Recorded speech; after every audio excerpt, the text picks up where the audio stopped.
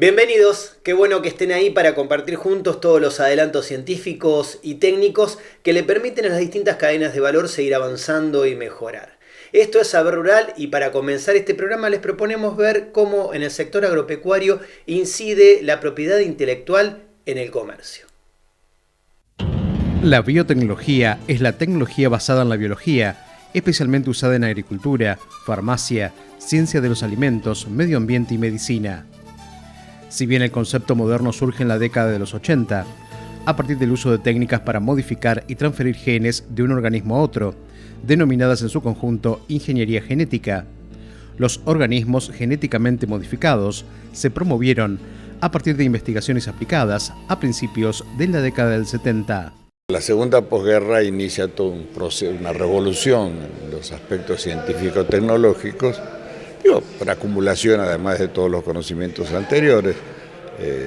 Se discute si el crecimiento o los avances científicos y tecnológicos son exponenciales o no, pero de todas maneras sí, se generó un crecimiento fundamental, se verificó en los crímenes de guerra de Hiroshima y Nagasaki, se verificó toda la teoría que había sobre la fusión y la fisión nuclear y a posteriori Watson, Crick, Wilkinson y Rosalind Franklin dilucidan la estructura del genoma, lo cual inicia un proceso revolucionario en esta materia, inclusive que en un principio se pensó que podía llevar a la cura del cáncer. Ese era el sueño de Watson y los reclamos de inversión en investigación de Watson fundamentalmente se sentaban en esa idea que él tenía. Todo un proceso que se va dando, no me correspondería a mí hacer un proceso de evolución de los conocimientos científicos hasta que en un momento se logra, mediante ingeniería genética, operar sobre los genes, ¿no? Operar sobre los nucleótidos, sobre los 4 tipos de nucleótidos,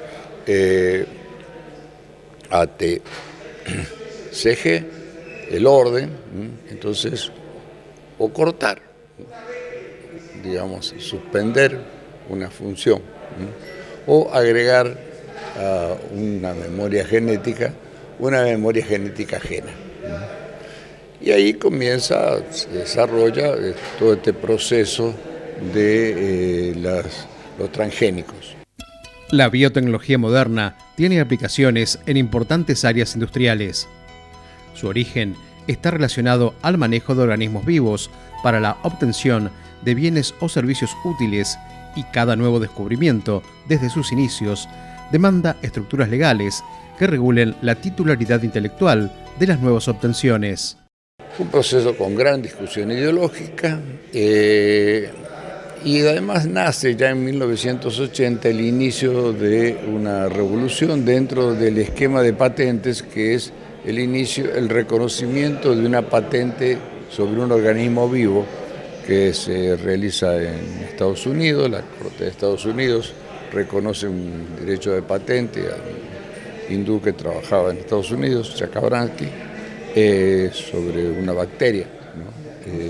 Modificada genéticamente, y ahí comienza todo un proceso de debate sobre qué organismos vivos se podían o no patentar, ¿no? Esta mezcla, ¿no?, de procesos científicos y de debates sobre también con motivo de la Revolución Verde, las grandes corporaciones vieron la posibilidad de explotar el mejoramiento genético y comenzó un proceso internacional, en un principio de muy pocos países, 12, pasaron a ser 6, luego fueron 12, de crear un sistema de protección de las obtenciones vegetales que no fuera la patente, ¿no? En general se consideraba que no se podía patentar una planta o una semilla. Este proceso cambió después con la transgénesis, pero en ese principio. Entonces nacen 2 sistemas de protección. Uno, un sistema de protección a las modificaciones fitogenéticas de las plantas, que en Argentina se conoce como la ley de semillas. En verdad sería la ley de protección de las multiplicaciones, ¿no?, de vegetales, de la propagación o de la multiplicación, y el sistema de patentes, ¿no?, con una idea de que no se podía proteger a un vegetal o un animal, ¿no?, bajo los dos esquemas: protección de un vegetal como mejora fitogenética y simultáneamente como patente. En verdad lo prohíbe el tratado al que pertenece México y al que pertenece Argentina, que es el Acta 78 de UPOV. Pero hay grandes presiones de las corporaciones para que esto se pueda hacer. En la práctica se hace, ¿no? En la práctica Monsanto intenta o cobra regalías, ¿no?, por patente, ¿no?, de variedad de vegetales que el agricultor además tiene que pagar, ¿no?, la regalía por el registro del fitomejoramiento de una variedad vegetal. Entonces paga 2 regalías.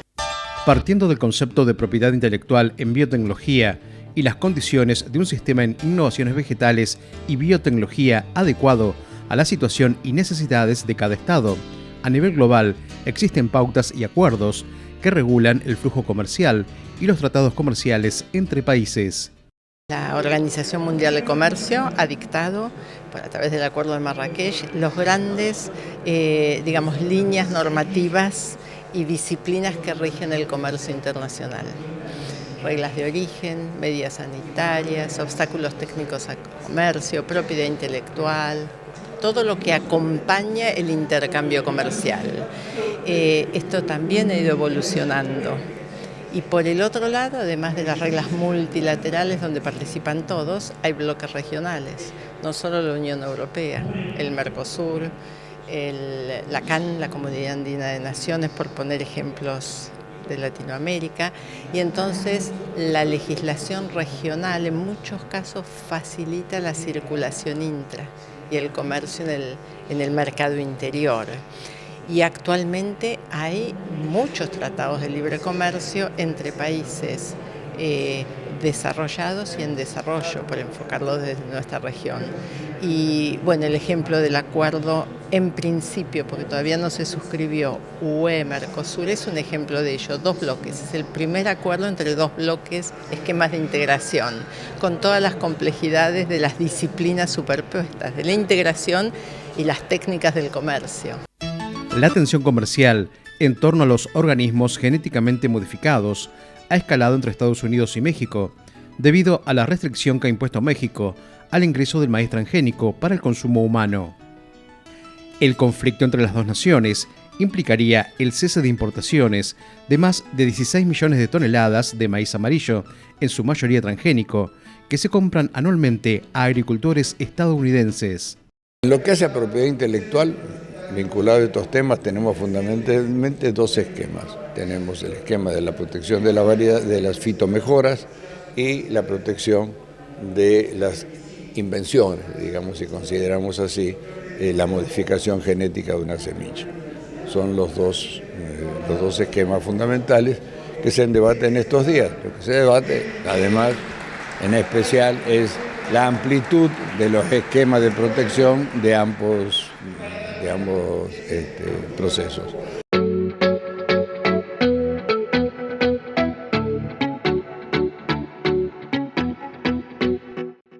Desarrollos agrobiotecnológicos y propiedad intelectual son temas que trascienden las fronteras de los países, y es por eso que quisimos abordarlo aquí en Saber Rural. Les proponemos ahora hacer una breve pausa. No se vayan, porque en el próximo bloque les vamos a contar cómo se puede mejorar el manejo del maíz.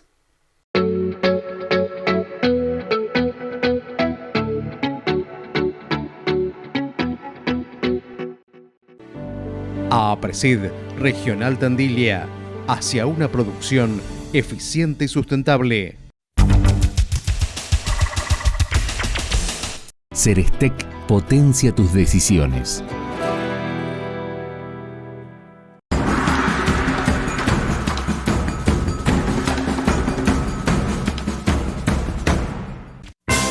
Molino Sixa, harinas y subproductos de calidad.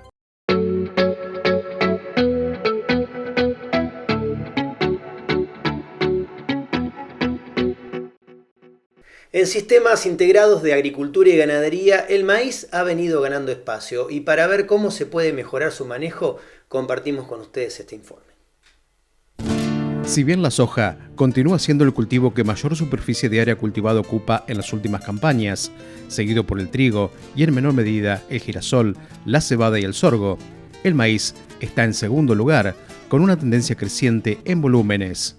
Que está creciendo, que en los últimos años viene creciendo muchísimo, de la mano de manejo más adecuado por zonas, precios internacionales, sostenibilidad de los sistemas que mientras los precios no acompañaban se estaban segregando hacia las oleaginosas y en cultivo de verano específicamente a lo que es soja. Durante los últimos años tuvimos un aumento muy importante de la superficie de maíz. Hay un montón de razones para explicar ese aumento, quizás hoy un poco más plafonado, pero que se registró en los últimos años y a nosotros nos tomó un poco por sorpresa a los técnicos, pero también recibimos esa sorpresa con ganas de seguir trabajando en el cultivo. Paulatinamente, el cultivo de maíz se está haciendo presente en la rotación, alcanzando muy buenos rendimientos. Esto se debe, entre otras razones, al buen manejo agronómico, la elección de híbridos, la fertilización, la siembra directa y también al manejo, control y conocimiento de las plagas que lo afectan. Las estrategias son justamente manejo de densidades o de híbridos. Esa es la estrategia a nivel, general. En particular, lo que venimos viendo en esos ambientes restrictivos es que la restricción puntual de la que hablo acá es una restricción porque la textura del suelo es muy gruesa y no alcanza a retener agua, con lo cual estamos dependiendo un poco del agua que caiga disponible, durante el ciclo del cultivo. Con lo cual uno esperaría hacer planteos de baja densidad con algún material que me permita a mí decir, bueno, si el año viene bueno, como por ejemplo un material macollador, si el año viene bueno, los macollos se expresan y contribuyen al rendimiento. Si el año viene malo, esos macollos no se expresan y tengo la planta principal. Lo que viene pasando es que han sido años muy restrictivos estos dos campañas que nosotros analizamos. Eso es lo que pasaría en la teoría o lo que esperamos. De alguna manera, las necesidades de estabilizar los rendimientos, las necesidades de incrementar los potenciales de rendimiento nos fueron guiando en ese trabajo de desarrollo, pero yo creo que hay 2 o 3 factores que han sido los protagonistas durante este periodo de crecimiento. Lo primero es la determinación del potencial ambiental. Los últimos años y mientras el maíz se expandía, aprendimos a ambientar los campos, a ambientar los lotes, a entender cómo segregar el cultivo y la tecnología que poníamos en cada uno de esos ambientes.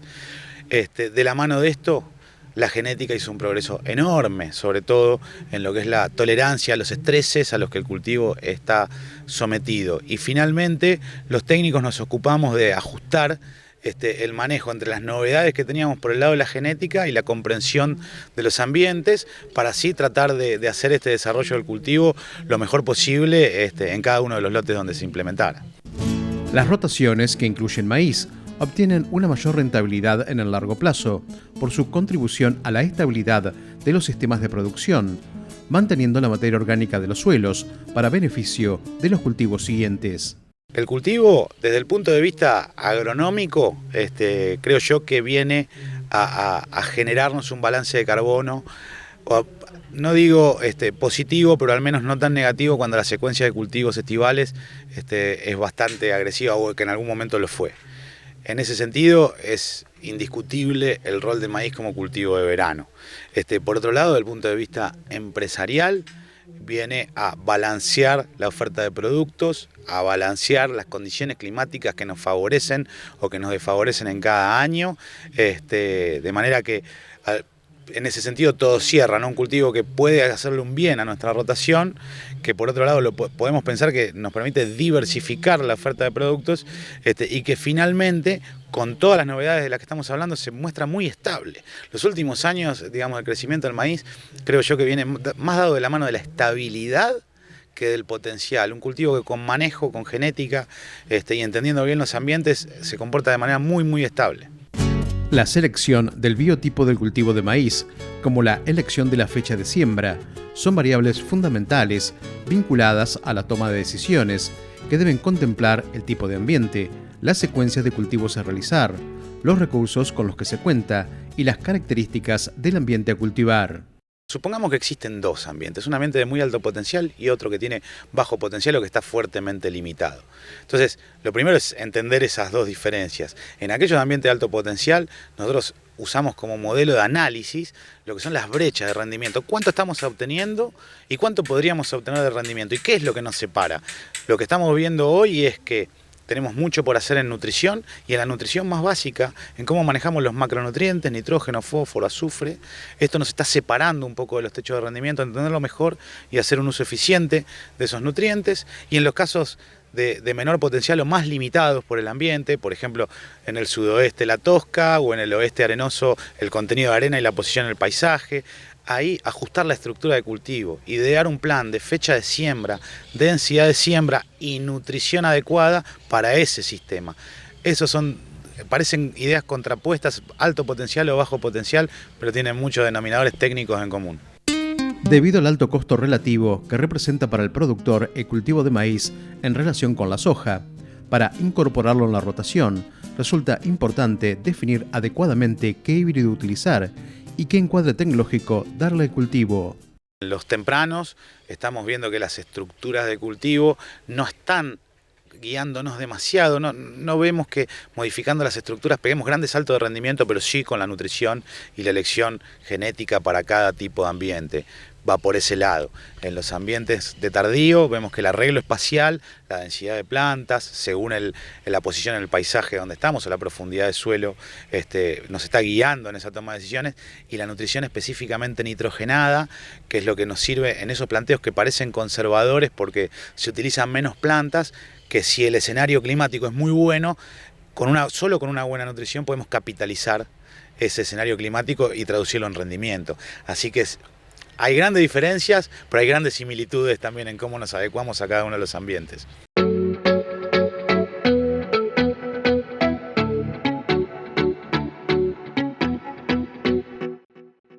Después de ver cómo se puede elevar el resultado productivo y también la calidad de los cultivos de maíz, les proponemos hacer una breve pausa. No se vayan, que enseguida volvemos con mucho más Saber Rural.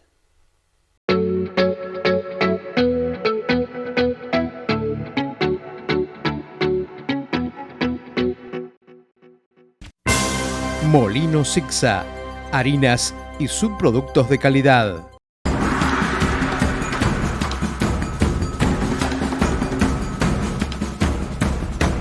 Cerestec potencia tus decisiones.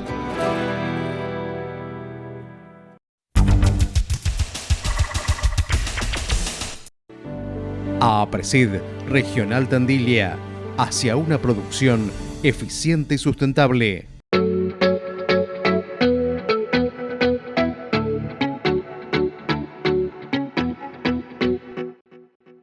Uno de los pilares de la producción bovina es la nutrición. Es por eso que para mejorar su manejo compartimos con ustedes algunas pautas. La tendencia a destinar lotes a la producción agrícola reorientó el manejo de la ganadería a suelos de menor calidad. Frente a esa realidad, los productores ganaderos buscaron estrategias productivas que mantuvieran eficientes a sus empresas. El desplazamiento a ambientes con diferentes características productivas que demanda rodeos capaces de adaptarse a esas nuevas condiciones es parte de un proceso de intensificación productiva en el que la ganadería debe coexistir con la agricultura. Lo que nos toca a nosotros desde la parte técnica es todo el proceso de intensificación de esos sistemas ganaderos que en más o en menos tenían cierta extensividad y de a poco van tratando de conservar sus propios terneros, sacar más kilos de carne de cada establecimiento. Y bueno, principalmente hoy en día quizás se comenzó primero con los engordes y hoy en día el punto que más estamos trabajando y que más desafíos plantea es la recría. Para mejorar su eficiencia, la ganadería de base pastoril debe contar con una elevada oferta forrajera capaz de brindar calidad nutritiva a la dieta de los rodeos. Este objetivo suele verse amenazado por factores climáticos que afectan la producción de forrajes. Para evitar los desequilibrios, una herramienta es el replanteo de los cálculos de la demanda nutricional de los animales previstos por la planificación forrajera y apelar a diferentes estrategias de manejo. La presupuestación forrajera básicamente lo que tiene que contemplar es el consumo de los animales en el crecimiento que vaya a tener ese recurso forrajero, que es lo que vamos a comer, ¿no es cierto?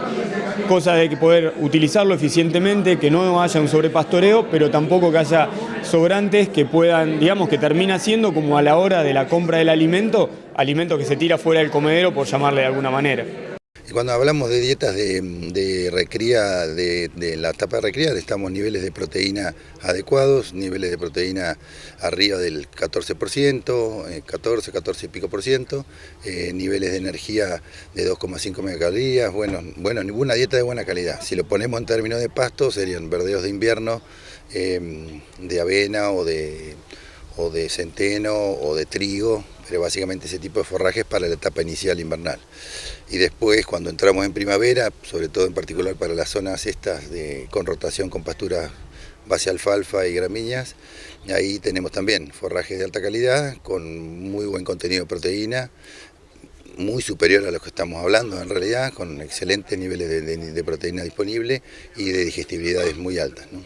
Principalmente en todas las etapas del ciclo ganadero, lo que nosotros insistimos es en la eficiencia de conversión, que son los kilos de comida que va a gastar el productor para hacer un kilo de carne. Entonces, en esa valoración de los insumos propios como de los que tiene que incorporar de afuera, poder, digamos, hacer rendir al máximo ese número, ese alimento, y poder hacer ese kilo de carne de la manera más eficiente. Entonces, lo que nosotros tratamos es, mediante el uso de tablas y el objetivo de cada productor, porque hay productores que buscan objetivos de máxima con mayores inversiones de todo tipo, tanto en infraestructura como en alimentos.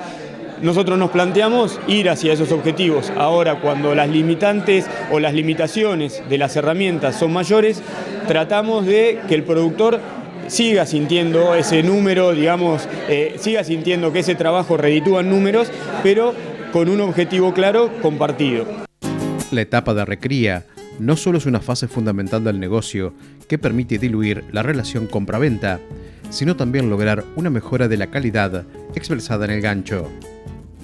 Esta etapa de la producción ganadera bovina posee diferencias en cuanto a la demanda nutricional de los animales. La recría principalmente, que en general históricamente era una categoría que normalmente se destinaba a los peores lugares, era la parte más castigada y que se terminaba vendiendo por una cuestión de ya cuando no aguantaba más. Y lo que tiene, digamos, de importante esa categoría es que es un consumo intermedio, depende de la intensividad que uno le quiera dar al sistema, y que nos termina planteando o poniendo al animal en el lugar de que va a tener una vez que se termine.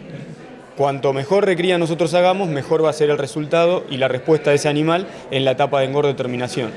Bueno, la recría, básicamente lo importante es comienza desde el destete, obviamente, hasta la recría invernada, hasta la terminación, ¿no?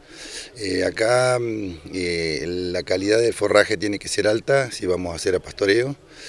Normalmente los sistemas o los trabajos que estamos realizando es en general a pastoreo con suplementación estratégica y terminación a corral con periodos cortos, ¿no? Son amplias las herramientas que tenemos, entonces podemos manejarnos desde los verdeos, pasturas o campos naturales que tenga el productor, sumando las reservas y sumando lo que nosotros de las empresas de nutrición y las plantas de balanceado podemos aportar con concentrados proteicos o alimentos terminados, siempre ajustándonos a que el productor pueda utilizar de manera más eficiente todos sus propios insumos.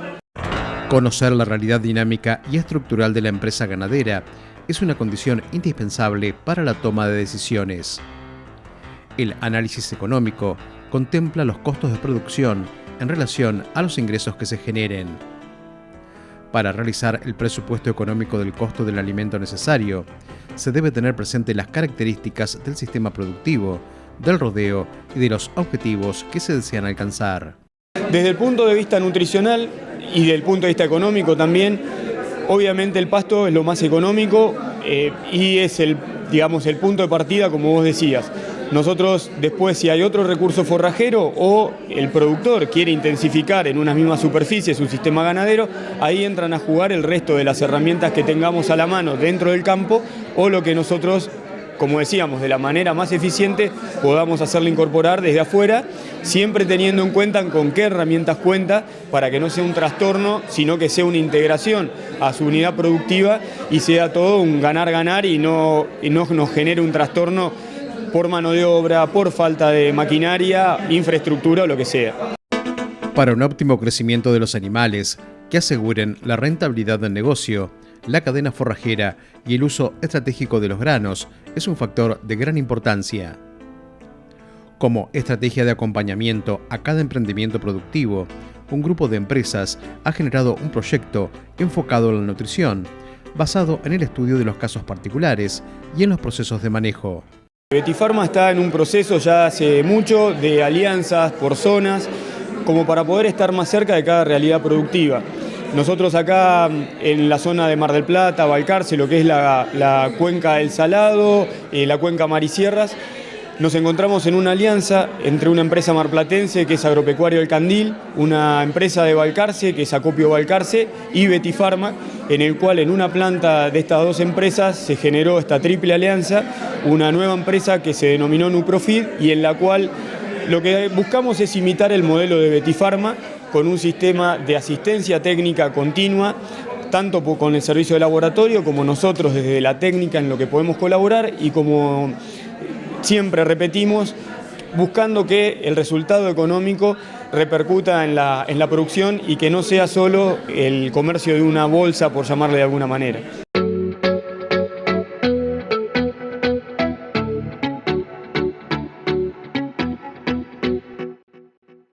Amigos del campo, de esta manera llegamos al final de este programa.